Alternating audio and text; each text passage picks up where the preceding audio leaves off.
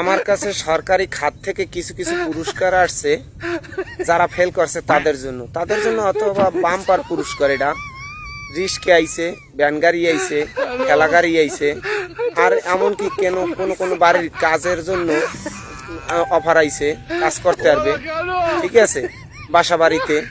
এই জন্য ভালো ভালো বাম্পার পুরস্কার আইছে।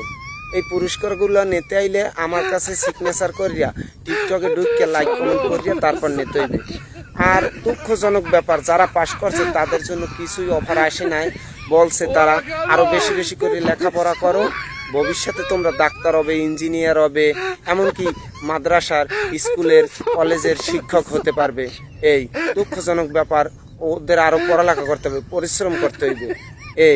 এজন্য দুঃখ প্রকাশের কিছুই নাই, কিন্তু অতি দুঃখের কথা যে বাম্পার পুরস্কারগুলো আসলে যারা ফেল করছে তাদের জন্যই ভাই, কিছু করার না। শিক্ষা করছেন আপনারা, কষ্ট করে পাশ করছেন আপনারা, আপনাদের জন্য কোনো বাম্পার পুরস্কার আয় না।